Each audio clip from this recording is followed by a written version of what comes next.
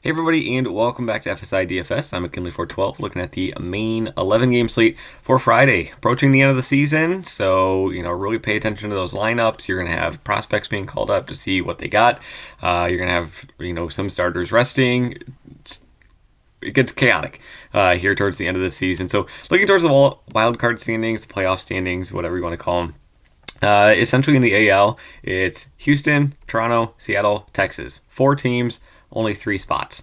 So that's really the big one that, the teams that we're going to have to be paying attention to. Tampa Bay, Baltimore, they are in a division race between them. Everybody else is pretty much out of the picture at this point in time, realistically. In the NL, Dodgers, like the division leaders are essentially going to be your division winners. Where it gets, a little bit more congested is in the wild card race. Philadelphia, they're pretty secured, 5 games up. And they have a pretty favorable schedule as well. Same with Arizona. But Cubs, Miami, Cincinnati, San Francisco, and San Diego. Didn't think we'd be saying that a couple weeks ago. But San Diego is kind of putting themselves right back in the picture. I know they're still a pretty big long shot here, but one of the hottest teams in baseball, only 4 games back. So let's turn towards the slate. Pitching is, I don't know. You got some stuff up at the top, not much at the middle to be super excited about, and then just a whole bunch of at the bottom. So right up at the top, we got Lopez, Valdez, Morton. Bieber, he's back. He's going to be around 80 pitches. His manager stated, so if you look down here in the analysis, you can see it's going to go around 80 pitches on tonight, on Friday. And then Chris Sale going up against the White Sox.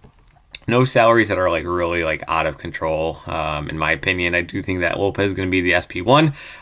He's just got a great matchup going up against the Angels. He's got a strikeout rate prop around 8.5. So they're expecting him to, approach double-digit strikeouts, if not go beyond that here tonight. Chris Sale, I do like him kind of giving some salary relief to a guy like Valdez. He's 11 or 1,000 cheaper. If you want to go Valdez over Sale, I would totally understand that. Just a great matchup going up against Kansas City, but Sale's got a good matchup too, facing off against the White Sox. I think either of those guys are fine. No issues if you want to rank one above the other. Bieber, again, he's limited to around 80 pitches, so it kind of does reduce his upside a little bit. And then Morton's facing off against Washington, who they just don't really strike out much as a team. Bad offense, but don't strike out a whole lot. He's fine if you do want to go to him, but I have him ranked below Lopez, Valdez, and Sale. Going into the mid-tier, Kramer, Walker, Miller, Dunning, and Ragans. Ragans, he's kind of been the guy that's taken the DFS industry and really MLB by storm with what he was able to produce in the month of August. He settled down a little bit over his past 2 starts, facing off against Toronto and Houston. Understandably so. Facing off against much better offenses. You could see he wasn't facing off Murderers Row before that. But he gets Houston again here on the road at Houston. I'm not expecting 10 strikeouts. Houston is in the thick of things. They're going to be dialed in for sure. Ragans, wouldn't shock me if he only gets into the teens to upper teens here once again. Dunning facing off against Seattle. Seattle strikes out a whole lot, but Dunning is just not a strikeout pitcher. So I'm going to actually have quite a bit of interest in Seattle. On the other side of that game, you got Miller. Fine, but I don't really want to play anybody against Texas. You can see a lot of these teams are, playoff mixed teams that we're going to have to be paying attention to. Taijuan Walker, Philadelphia facing off against the Mets. Walker, he's been pretty as of late. Strikeout rate has gone down over the past month. The earned runs have gone up. Typically happens that way. Not always, but typically. So don't have a whole lot of interest in him. And then Kramer facing off against the Cleveland team that just doesn't strike out a whole ton. But not a whole lot to like in this mid-tier. Ragans I still think would be my favorite. But again, it's nothing that I'm super gung-ho about. I think if I'm not sticking up towards this high tier with both my pitchers, I'm going to be probably picking one of these lower guys from the cheap tier to pair with a guy like Lopez or Sale or Valdez. So going into the cheap tier, Gibson Long, great 2 starts to start his career, and now he's facing off against Oakland. Very favorable matchup, very favorable ballpark as well, with that large foul ball territory. He's got the strikeout upside. I could see him be pretty popular compared to a guy like Reagan's.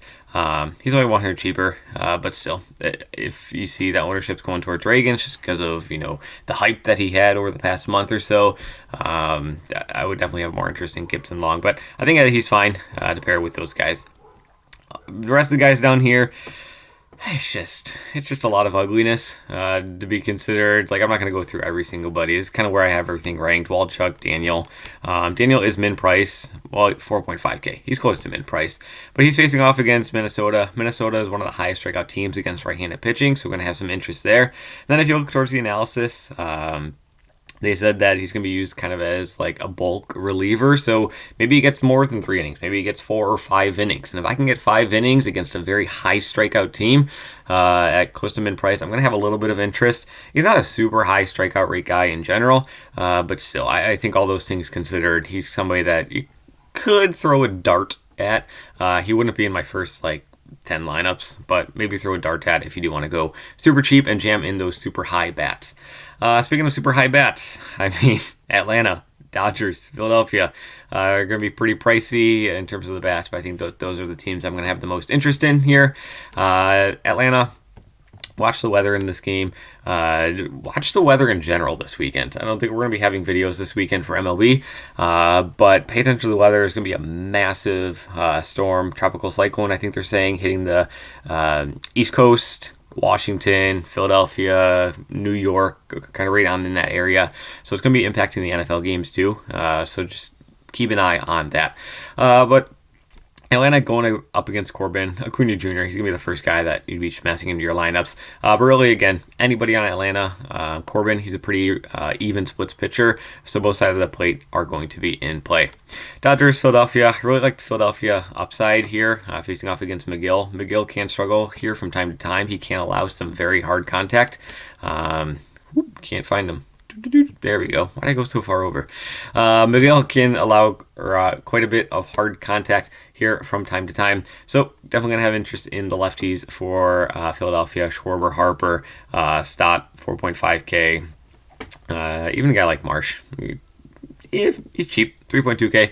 If you do want to go down in that direction. Castellanos, he's fine. He actually hits right-handed bats very well, or right-handed pitching very well.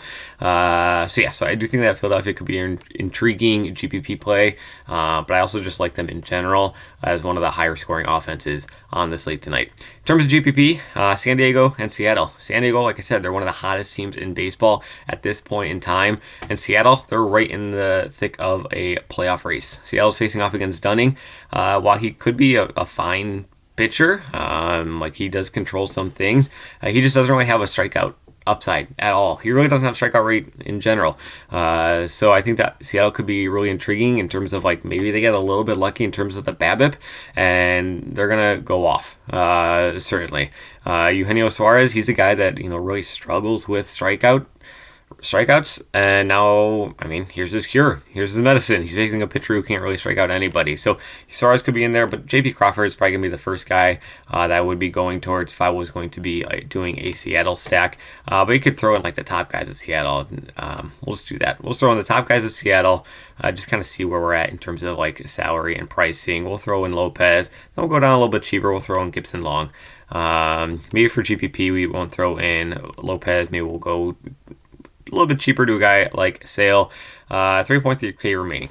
It's going to be a little bit tight, but that's kind of what's going to happen if you're going to be jamming in these, more expensive GPP guys.